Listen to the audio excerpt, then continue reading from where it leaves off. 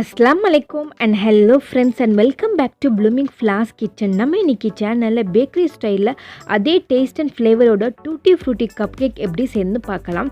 So அந்த bakery style கொண்டுட்டு வரதுக்காக ஒரு சீக்ரெட் இன்க்ரீடியன்ட் ஆட் பண்ணியிருக்கேன். ஸோ வீடியோவை ஸ்கிப் பண்ணாமல் ஃபுல்லாக பாருங்கள். வாங்க நம்ம இப்போ வீடியோக்குள்ளே போகலாம்.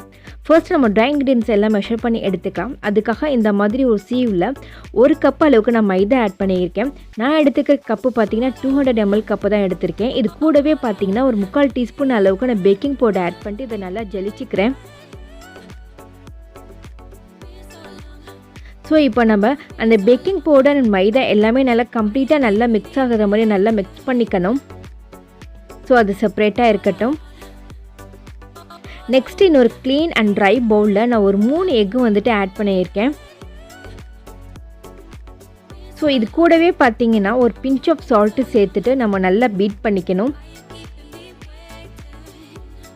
நல்லா நம்ம ஃபோமியாக வர அளவுக்கு நம்ம பீட் பண்ணிக்கணும்.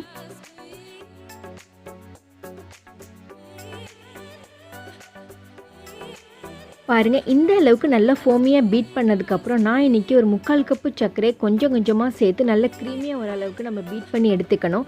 நீங்கள் இதே பவுட்ரு பண்ண சுகராக இருந்துச்சுன்னா கரெக்டாக 1 கப் அளவுக்கு எடுத்துக்கோங்க. நான் வந்துட்டு சுகர் அப்படியே ஆட் பண்ணுறதுனால நான் ஒரு 3/4 கப்பு அளவுக்கு எடுத்திருக்கேன். ஸோ ஒரே நேரத்தில் எல்லா சுகருமே நீங்கள் ஆட் பண்ணிடாதீங்க. கொஞ்சம் கொஞ்சமாக சேர்த்து நல்லா ஃபோமி அண்ட் க்ரீமியாக வர அளவுக்கு நம்ம பீட் பண்ணி எடுத்துக்கணும். இந்த அளவுக்கு நல்லா க்ரீமியாக வர வரைக்கும் நம்ம பீட் பண்ணி எடுத்துக்கணும். இது கூடவே பார்த்தீங்கன்னா 1 டீஸ்பூன் அளவுக்கு நான் வெனிலா எசன்ஸ் ஆட் பண்ணிக்கிறேன். நெக்ஸ்ட்டு நான் ஆல்ரெடி சொன்ன மாதிரி நம்ம இப்போ சீக்ரெட் இன்க்ரீடியன்ட் வந்து ஆட் பண்ண போகிறோம். என்னன்னு பார்த்தீங்கன்னா 1/2 டீஸ்பூன் அளவுக்கு நான் பைனாப்பிள் எசன்ஸ் ஆட் பண்ணிக்கிறேன். பேக்கரியிலலாம் பார்த்தீங்கன்னா பைனாப்பிள் எசன்ஸ் ஆட் பண்ணுவாங்க. ஸோ இதை ஸ்கிப் பண்ணாமல் கண்டிப்பாக ஆட் பண்ணிக்கோங்க. இந்த பைனாப்பிள் எசன்ஸ் ஆட் பண்ணுறதுனால பார்த்தீங்கன்னா டேஸ்ட் அஸ் வெல் அஸ் உங்களுக்கு அந்த ஃப்ளேவரும் நல்லா என்ஹான்ஸ் பண்ணி கொடுக்கும். இப்போ இதை நம்ம எல்லாத்தையுமே நல்லா மிக்ஸ் பண்ணி எடுத்துக்கணும். பாருங்கள், ஒன்ஸ் இந்த மாதிரி நல்லா மிக்ஸ் பண்ணதுக்கப்புறம் நெக்ஸ்ட்டு நான் வந்துட்டு ட்ரை இன்க்ரீடியன்ஸை கொஞ்சம் கொஞ்சமாக சேர்த்து பீட்டரை வந்துட்டு லோ ஸ்பீடில் வச்சு நான் மிக்ஸ் பண்ணி எடுத்துக்கிறேன். நீங்கள் இந்த ஸ்டெப்பை வந்துட்டு எய்தர் விஸ்க் அப்படி இல்லைன்னா இங்கே ஸ்பேச்சுலா வச்சு கூட மிக்ஸ் பண்ணி எடுத்துக்கலாம். ஓவர் மிக்ஸ் பண்ணிடாதீங்க. அப்போ பார்த்தீங்கன்னா உங்களுக்கு கேக் வந்துட்டு ஹார்ட் ஆயிரும். அட் அ டயத்தில் நீங்கள் வந்துட்டு ட்ரை இன்க்ரீடியன்ஸை வந்துட்டு எல்லாத்தையுமே ஆட் பண்ணிடாதீங்க. இந்த மாதிரி கொஞ்சம் கொஞ்சமாக சேர்த்து மெதுவாக மிக்ஸ் பண்ணி எடுத்துக்கோங்க.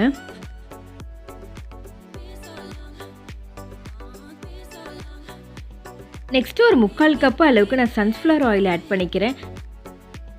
ஆயில் ஆட் பண்ணோன்னே பீட்டரை வந்துட்டு லோ ஸ்பீடில் வச்சு மிக்ஸ் பண்ணி எடுத்துக்கோங்க. ஓவர் மிக்ஸ் பண்ணிடாதீங்க.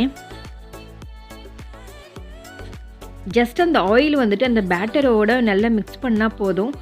ஒரு 1 மினிட்டுக்கு மிக்ஸ் பண்ணி எடுத்துக்கோங்க.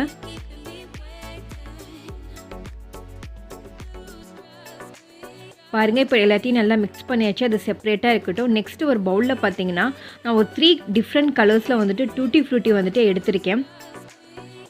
ஸோ இந்த டூட்டி ஃப்ரூட்டி வந்துட்டு நீங்கள் அப்படியே பேட்டரோட ஆட் பண்ணிங்கன்னா அது கீழே போய் உங்களுக்கு செட்டில் டவுன் ஆயிரும். ஸோ அதை அவாய்ட் பண்ணுறதுக்காக 1 டேபிள் ஸ்பூன் அளவுக்கு நான் மைதா போட்டு நல்லா கோட் பண்ணி எடுத்துக்கிறேன்.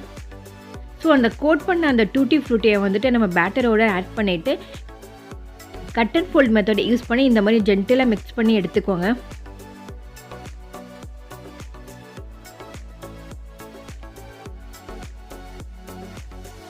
ஸோ நான் இன்றைக்கி இந்த மாதிரி ஒரு சிலிக்கான் கப் கேக் மோல்டு எடுத்திருக்கேன். ஸோ நான் இதில் தான் பார்த்தீங்கன்னா நான் வந்துட்டு கேக் வந்துட்டு நான் பேக் பண்ணி எடுத்துக்க போகிறேன்.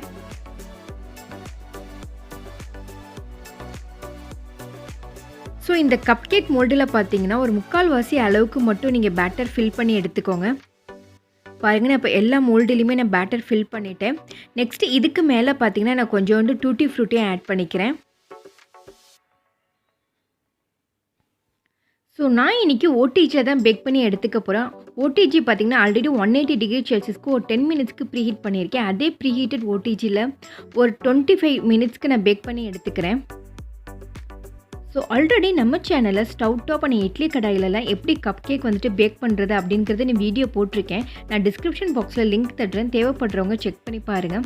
இப்போ 25 மினிட்ஸ் ஆகிடுச்சு. நம்மளோட கப் கேக் எப்படி வந்திருக்குன்னு பார்க்கலாம். பாருங்கள், நல்லா பார்க்குறதுக்கே உங்களுக்கு தெரியும்னு நினைக்கிறேன். நல்லா சூப்பர் சாஃப்டாகவும் நல்லா ஃப்ளஃபியாகவும் வந்திருக்கு. ஸோ இது கம்ப்ளீட்டாக ஆறுனதுக்கப்புறம் நம்ம டிமோல்ட் பண்ணிக்கலாம். இப்போ கேக்லாம் வந்துட்டு கூல் டவுன் ஆயிடுச்சு. நான் உங்களுக்கு நான் இப்போ டிமோல்ட் பண்ணி காமிக்கிறேன்.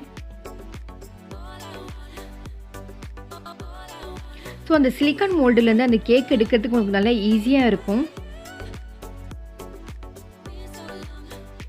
உங்களுக்கு வீடியோவில் பார்க்க போகும்போது தெரியும்னு நினைக்கிறேன் அது எந்த அளவுக்கு கப் கேக் வந்துட்டு நல்லா சாஃப்டாக வந்திருக்குன்னு. ஸோ உங்களுக்கு பேக்கரியில் கிடைக்கிற மாதிரி அதே டெக்ஸ்சரில் அஸ் வெல் அஸ் உங்களுக்கு அதே டேஸ்ட்டில் இருக்கும். ஸோ கண்டிப்பாக இந்த மெத்தடில் ட்ரை பண்ணி பாருங்கள். இந்த ரெசிபி நீங்கள் ட்ரை பண்ணி பார்த்துட்டு உங்களோட ஃபீட்பேக் என்னோட கமெண்ட் செக்ஷனில் ஷேர் பண்ணிக்கோங்க. உங்களுக்கு இந்த ரெசிபி பிடிச்சிருந்துச்சுன்னா யூஸ்ஃபுல்லாக இருந்துச்சுன்னு நினச்சிங்கன்னா please subscribe my channel, like, comment and share my videos.